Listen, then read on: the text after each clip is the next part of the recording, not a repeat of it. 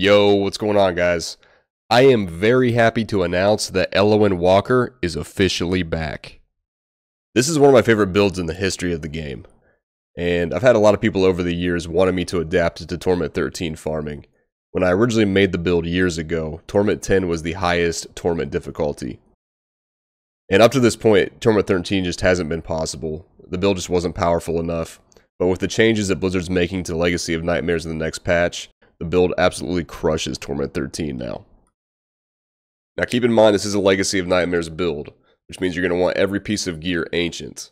So it's not going to be a build you're able to run just like right off the rip in the next season, but it's going to be something that you can kind of progress towards as the season goes on.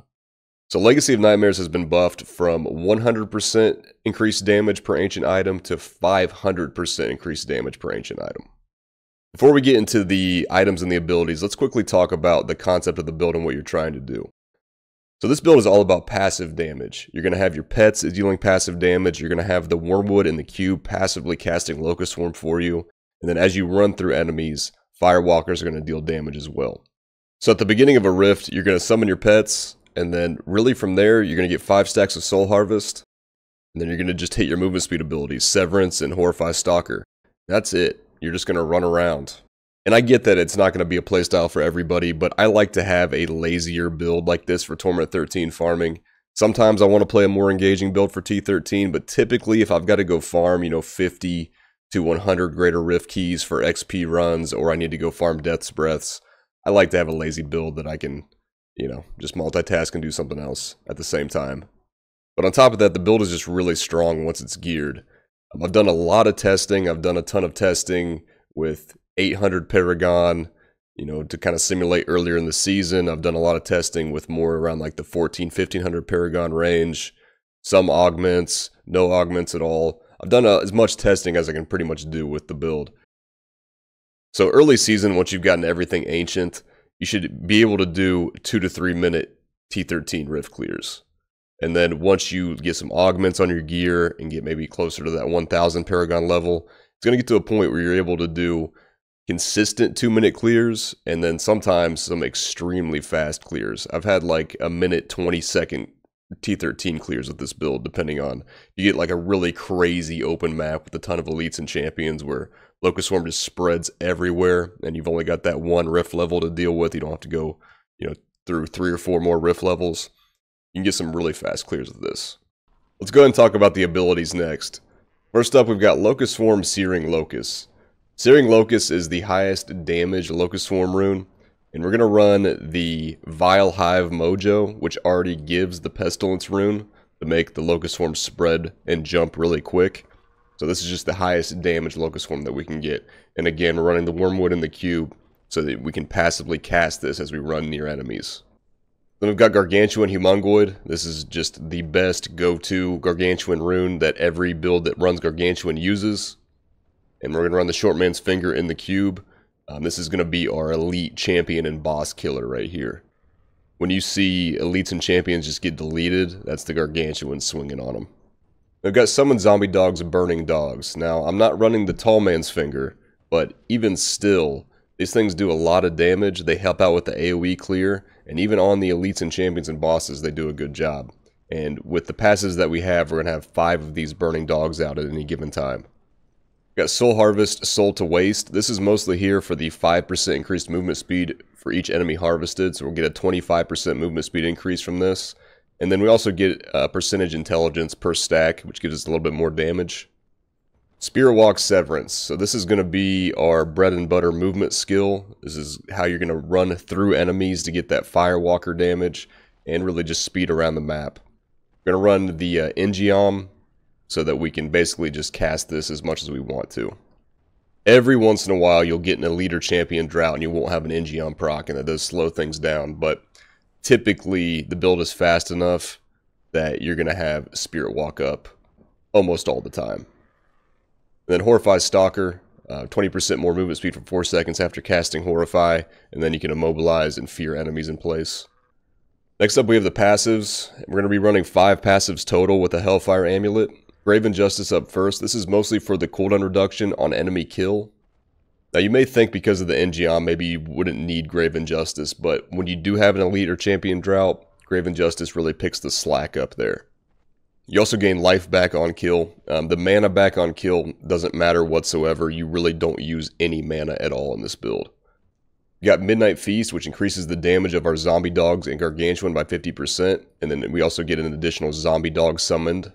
Pierce the Veil for 20% more damage. And again, we don't really use mana, so the downside of Pierce the Veil doesn't matter here.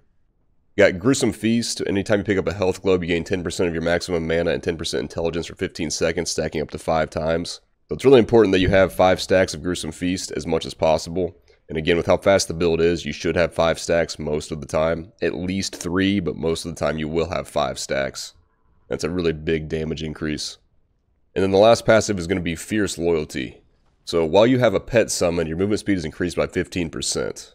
And then this bonus is increased to 30% while one of your pets is not in combat. And then you also get an additional zombie dog summoned at a time. So that brings us up to those 5 dogs. So these are just the 5 passives that I like. I definitely think that Pierce the Veil and Gruesome Feast are extremely important. Because again, those are 2 passives that are going to increase the damage of your Locust Swarm spreading all over the map to make sure that that Locust Swarm is killing everything. Fierce Loyalty isn't necessary, but the movement speed's really nice. I would definitely recommend Grave Injustice, and then Midnight Feast could potentially be worked out of the build for something else if you don't need the damage anymore, if your gear is really good. And you could even run Confidence Rituals so that while you're running through the mobs, that those Firewalkers and then that first tick of Locust Swarm damage is dealing more. Next up, let's take a look at the gear. So for the weapon, you're going to be running an Engeom on your character. Again, your skill cooldowns are reduced by up to 10 seconds or 15 seconds after killing an elite pack. And I did some testing with even 8 and 9 second Engeoms quite a bit. Even some of the footage in this video is with a 9-second Engeom. It didn't really slow the build down too much, because you may not get a really good ancient 10-second Engeom early on in the season, unless you're doing a lot of bounties and you're re-rolling them or something. But I wanted to kind of see how it felt with worse weapons, and I didn't really see too big of a difference between a 9 and 10 second. I mean, you know, a 10 second definitely helps, don't get me wrong.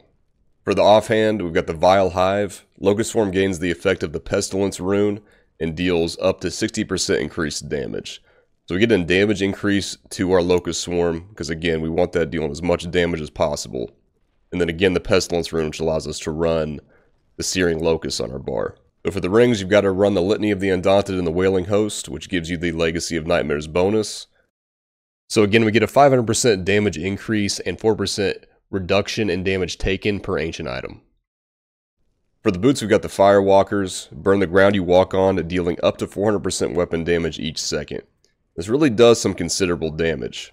This paired with Searing Locusts and then Efficacious Toxin, which we'll talk about here in a minute, your damage over times really start to stack up. The other great thing about Firewalkers is the damage over time will actually break doors for you and obstacles. So you don't have to worry about standing there and casting, because the only thing you'd have to cast would be your Searing Locusts. For the pants, it's Hexing Pants of Mr. Yan. We're constantly moving in this build, and while you're moving, you get a damage increase. So these pants just have great synergy with the build. They fit perfectly. Next up, we have the belts, and there's quite a few options for belts here. So back when I ran this build in Torment 10, I liked Harrington Waistguard the best, and it's still really good. The problem with Harrington Waistguard is you get a damage increase after you click a chest or a dead body or something like that, and it only lasts for 10 seconds. So that means that you're not going to have that buff all the time. On some maps you're going to, if there's a bunch of clickables, then you may have a map where there's hardly any at all, and then it's just kind of a wasted slot. So other options would be the Witching Hour, which you get attack speed, which increases the damage of your pets, and then you get crit damage, which will increase the damage of your pets and your dots. Third option would be a Hodge Wrap, which makes Locust Swarm slow enemies by 80%. And what this does is it allows your Locust Swarm to always have the benefit of Bane of the Trapped.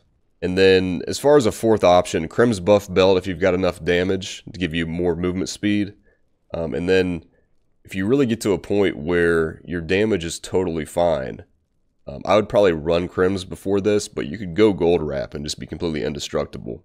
but you really shouldn't have an issue surviving in Torment 13 as it is. I don't think gold wrap is really necessary, but a lot of people love to have gold wrap to just know for sure that they're not going to die. Gold wrap's a really good hardcore option, especially. For the chest piece, I'd recommend an Aquila Cuirass. While above 90% primary resource, all damage taken is reduced by 50%, and you're going to be above 90% primary resource always because you're not spending mana. You definitely want a Locust Swarm damage roll on this piece. And I'll also, when I make the written guide, I'll have all of the exact stats per piece of gear that you're looking for. For softcore players, the Center Coat is another option for more damage. If you want to drop the Aquila, wouldn't recommend this on hardcore, but I played the majority of the time on PTR with the Center Coat and very rarely died. So for the gloves, you've got two options. You've got either Tasker and Theos for more attack speed for your pets. Now, I think you should always be running Taskers in this build, whether they're on your character or in the cube. Currently, the way that I'm running is I've got Taskers on my character and the Mask of Jerem in the cube. If you were to run Mage Fists, which you'd basically be just sacrificing some pet damage to get a better increase on your Firewalker damage and your Locust Swarm damage with the Mage Fists. So if you're going to do that, then you want to run Taskers in the cube, Mage Fists on your character. For the shoulders, there's not a ton of great options these days. The old craftable Corruption shoulders were the best because they rolled with 7 pickup radius. This build doesn't really get any pickup radius anywhere except for secondaries on gear, so you want to make sure that you roll at least 8 to 10 pickup radius. And, you know, the higher you go with pickup, the nicer it is, because you want to be getting health globes from pretty far away for Gruesome Feast, and then obviously progression globes as well. Personally, I've been running the Death Watch Mantle, 30% chance to explode in a fan of knives for up to 950% weapon damage when hit. Not like amazing or anything, but it is a little bit more damage here and there. Pauldrons of the Skeleton King are also good. For the amulet, it's going to be a Hellfire Amulet. And again, the Hellfire Amulet can have any of the 5 passives that we already discussed. And then for the helmet, you've got the Quetzalcoatl. So Locust Swarm and Haunt now deal their damage at half of the normal duration. Effectively, this makes your Locust Swarm deal double damage. So just look at it that way. For the bracers, we're going to run Nemesis bracers for more champions when we click pylons and more DBs. For the Kanai's Q, we've got the Wormwood in the weapon slot. Locust Swarm continuously plagues enemies around you. The build doesn't run without this. You have to have this in the cube. It's mandatory. For the armor slot, we've got the Mask of Jerem. Pets deal 200% increased damage. Now, this and the Quetzalcoatl are technically interchangeable. So say early season, you've got an ancient Mask of Jerem, but you have a non-ancient Quetzalcoatl. You can wear the Mask of Jerem and put the Quetzalcoatl in the cube. But the legendary affix on Quetzalcoatl is always the same. Whereas you've got a damage range on the Mask of Jerem, and if you put the Mask of Jerem in the cube, you're always going to get that 200% increased damage. So that's why the Mask of Jerem's a little bit better in the cube, but it's not really a big deal either way. And then in the jewelry slot, the Short Man's Finger, Gargantuan instead summons 3 smaller Gargantuans that have their damage increased by 650%. Another mandatory item in my opinion, and you have to run this in the cube because your ring slots are already kind of tied up with the Legacy of Nightmares rings. But this is your single target damage. This is how you kill bosses. This is how you kill elites and champions quickly. So, mandatory in my opinion. For our 3 legendary gems, we've got Gem of Efficacious Toxin. Poison all enemies hit for a percentage amount of weapon damage over 10 seconds. And then all enemies you poison take 10% increased damage from all sources and deal 10% less damage. So this damage over time is going to spread with the Locust Swarm. And this dot gets buffed by the Legacy of Nightmares damage increase. Really, really powerful. I'd highly recommend it. Then we got Bane of the Trapped. Increased damage against enemies under the effects of control impairing effects by a percentage. And then you gain an aura that reduces the movement speed of enemies within 15 yards by 30%, which procs the first effect of the gem. So that's going to proc it for us. And then the Gargantuans, when they hit enemies, will also proc this. Then we got Zay's Stone of Vengeance. Damage you deal is increased for every 10 yards between you and the enemy hit. So basically, as the Locust Swarm spreads farther and farther away from you, the more damage it's going to deal. And then as an alternative, you can never go wrong with Bane of the Powerful. You gain a damage increase after you kill an elite or champion pack, and then you also gain 15% increased damage versus elites and take 15% reduced damage from elites. So that's going to about wrap it up, guys. I'm really happy this build's back, and I hope you guys enjoy it in the next season. I know I'm going to. Anyways, thanks very much for watching, and I'll see you next time.